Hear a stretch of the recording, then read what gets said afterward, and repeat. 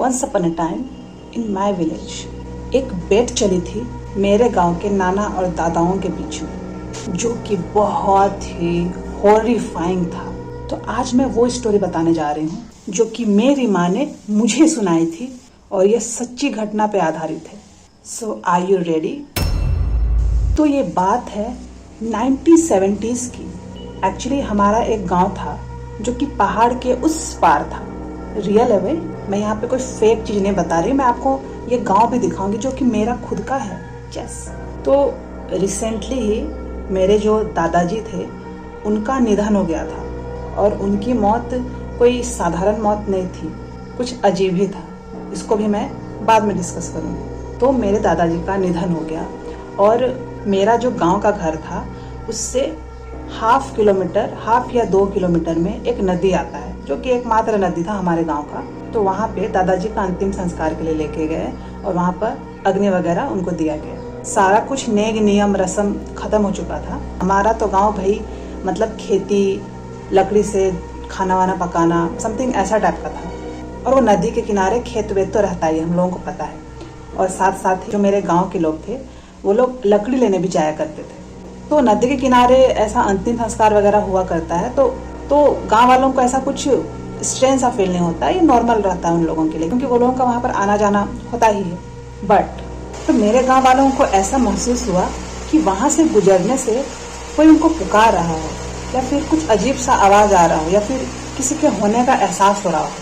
तो वो कहते हैं ना कि गाँव में बस एक जन के साथ में कुछ होना चाहिए, पूरे गाँव वालों को तो ऐसे ही पता चल जाता है। तो भाई सब लोगों को ऐसा खबर हो गया कि वहाँ पर कुछ तो है, मतलब समथिंग कुछ पैरानॉर्मल टाइप से लग रहा है। तो भाई सब लोग डरने लग गए कि मतलब वहाँ से वो लोग आना जाना करने नहीं लगे, कोई और रास्ता से वो लोग आना जाना करने लगे। Sorry for the background noise, ये एक्चुअली पानी आ रहा है तो कुछ एक्सेसरीज वगैरह मैंने रखा नहीं है, तो सॉरी, थोड़ा सा तो दिक्कत होगा सुनने में आप लोगों को। तो ऐसा कुछ चल ही रहा था। उसी समय एक दिन की बात है कि मेरे जो घर के अगल बगल में जो मेरे नाना दादा की उम्र के लोग रहते हैं, मैं उनको नाना या दादा ऐसे ही बोलती हूँ। तो गांव में रात में क्या होता है ना कि थोड़ा सा शाम वाम 6-7 बजे 8 बजे सब लोग एक जगह बैठते हैं ग्रुप बना के और सब लोग आग वाग तापते हैं, क्योंकि उस समय ठंडी का समय था। तो सब लोग आग वाग ताप रहे थे भाई, पैग वैग ले रहे थे, चिल्लम उल्लम फूक रहे थे, जो भी अपना चिल कर रहे थे। तो इसी बीच में किसी ने एक बात छेड़ी कि सुना है कि उस जगह पे कुछ अजीब सा चीज होता है, किसी को कुछ सुनाई देता है, किसी के होने का महसूस होता है। तो फिर दूसरे ने कहा कि कौन बोलता है यार, ऐसा कुछ भी नहीं होता है। तो आप लोगों को मैं बता दूं कि वो लोग भाई पूरे फुल नशे में थे जो ऐसा बात चल रहा था। तो यही बात पे डिस्कस करते करते उन लोगों के दिमाग में एक आइडिया आया। उसमें से एक कोई बोला कि चलो एक बेट रखते हैं। तो सब लोगों ने बोला कौन सा बेट भाई, कैसा बेट? तो उसने बोला जो इंसान रात के 12 बजे उस जगह पे जहाँ की मेरे दादाजी का निधन हुआ था, उस जगह पे जाके एक कील ठोक के आएगा उस जगह में। मतलब बड़ा ही इंटरेस्टिंग है भाई। मतलब सब लोग नशे नशे में तो बोल दिया, 2-3 कोई था, उन लोगों को तो डर लग रहा था तो वो लोग तो साफ मना कर दिया।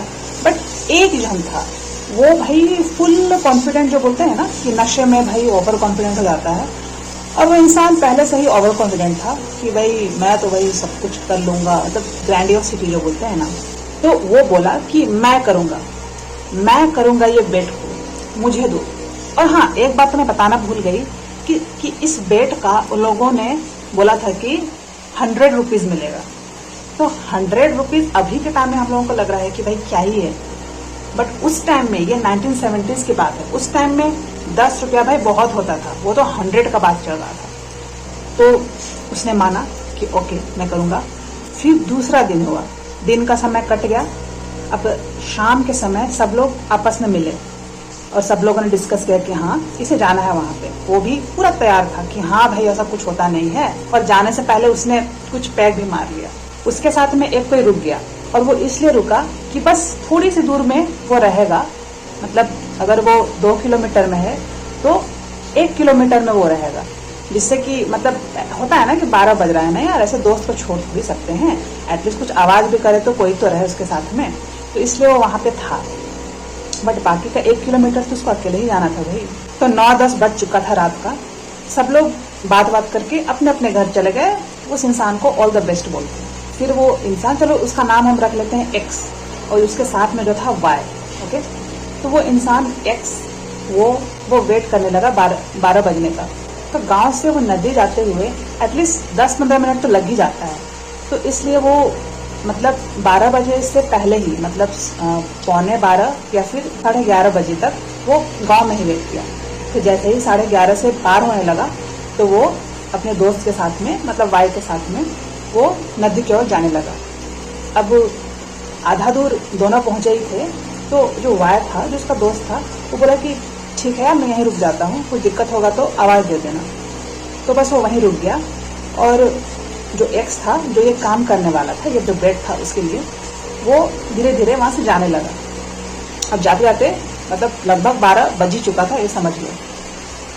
अब वहाँ पे पहुँचा, और बता दूँ आपको कि रात भी कोई पूर्णिमा की रात नहीं थी भाई, अमावस, घोर अंधेरा, कुछ दिख तक नहीं रहा था। और खेत था, पेड़ वगैरह थे, पूरा झाड़ी वाड़ी थी, मतलब ऐसा जगह था। ऐसा जगह के बीच में वो नदी था।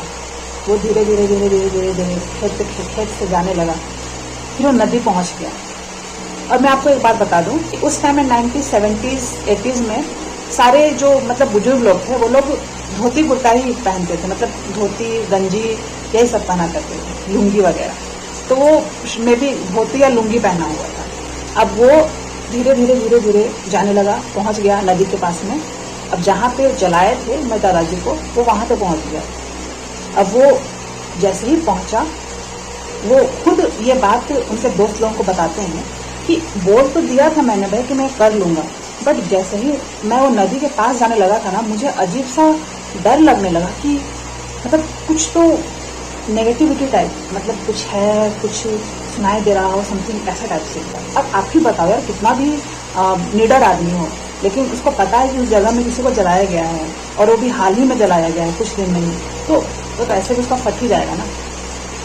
तो वहाँ पहुँचता है, जल्दी से कील को निकालता है, और वो जो एक पत्थर या कुछ क्या बोलते हैं, वो जो कील मारने वाला रहता है, उसको वो निकालता है, और जल्दी से वहाँ पे इतना जल्दी कील मारता है ना, मतलब उसका हाथ भी काम नहीं, मतलब कि उसका हाथ भी लिटरली काम नहीं कर रहा था, इतना वो डरा हुआ था। वो झटपट कील मारता है, और वहाँ से एकदम जाने लगता है। जैसे ही पीछे मुड़ता है ना, उसको लगता है कि कोई उसका लुंगी को खींच रहा है। वो इतना डर गया कि भाई कोई उसका लुंगी खींच रहा है यार, नीचे उसका मुंह से आवाज तक नहीं निकल रहा था। मतलब इतना लिटरली वो डरा हुआ था। वो मतलब आवाज भी देता, बट अगर आवाज देता तो सारे लोग तो समझ जाते ना कि भाई इसका तो फट गया है, तो उसको वो पैसा भी नहीं मिलता। अगर आप बहुत ज़्यादा डरे हुए होते हो तो आपका आवाज़ नहीं निकलता है, आप पूरा पैनिक हो जाते हो, तो आपको समझ नहीं आता कि क्या करना क्या नहीं करना, मतलब आपका दिमाग भी कंफ्यूज हो जाता है। तो उसका भी वही हाल था, क्योंकि रात भी था।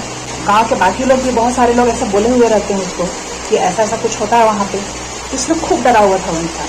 तो भाई वो इंसान इतना डरा हुआ था कि वो लिटरली अपना धोती, अपना लुंगी को वहीं पर खोल के वहां से भाग गया और चिल्लाते हुए भागा कि भाई बचाओ बचाओ बचाओ, कोई मुझे खींच रहा है, मेरी लुंगी को खींच रहा है।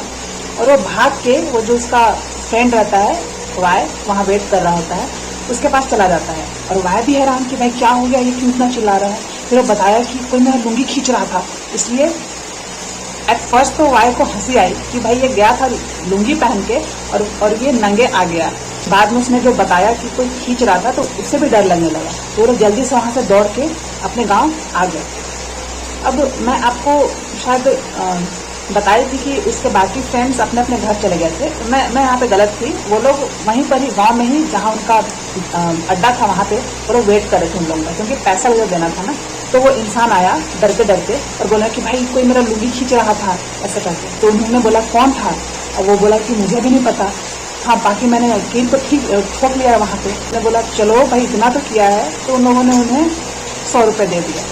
फिर जैसे ही सुबह होता है तो वो लोग मतलब एक होता ना क्यूरियोसिटी कि भाई लुंगी कौन खींच रहा था, तो वो लोग वहाँ पे जाते हैं सुबह होते ही, और वो लोग जब देखते हैं, मतलब भाई ये इंसान अपने ही लुंगी में कील ठोक देता है और उसे ऐसा लगता है जैसे कि उसकी लुंगी को कोई खींच रहा है। और दूसरी बात है, कील ठुका रहेगा तो फिर उसको तो लगेगा ही ना कि खींच रहा है। फिर ये इंसिडेंट से वो लोग इतना हंसे कि वो इंसान को आज तक भी मतलब मजाक उड़ाते हैं। और हाँ, इस इंसिडेंट के बाद में वो जो एक्स था वो प्रण ले लिया कि आज के बाद मैं ऐसा बेट कभी नहीं करूंगा भाई।